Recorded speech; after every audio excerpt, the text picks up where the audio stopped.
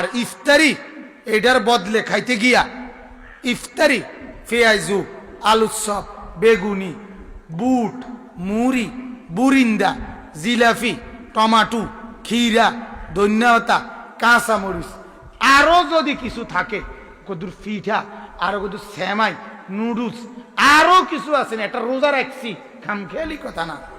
আরে বাপরে আমরা একটা রোজা রাখছি আমরা মানে মহিলা যদি কোনোদিন কোনো কারণে ওই মারও তো কদ্দুর, আমার শায়েখ আল্লামা মুফতি মুশতাকুন নবী সাহেব বলে মারও তো কদ্দুর আখেরাত দরকার, বিবিরও তো আখেরাত দরকার, মহিলাটাও তো ইফতারের আগে একটু দোয়া করা দরকার, কান্নাকাটি করা দরকার।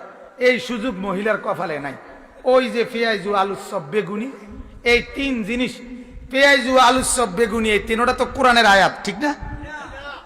কথা না, এটা নবীজির হাদিস তো, এটা আব্দুল কাদের জিলানী কইছে তো নাকি, এটা বাইজিদ বোস্তামি বলছে তো নাকি, এটা কিতা কথা বলেন না কেন? এইটারে বাধ্যতামূলক মহিলা যদি আজকে শুধু বেগুনি করছে না অথবা আলুর চপ বানাইছেন, কিতা তুমি কিতা সারাদিন কিতা করছো? হ্যাঁ, দুগা বেগুনি বানাই দেখছো না, সারাটা দিন রোজা রেখে আইছি। হেতের বউ মানে আমনের বিবি সারাটা দিন বইয়ে বইয়ে কাল বেগুনি বানাইতো নাকি?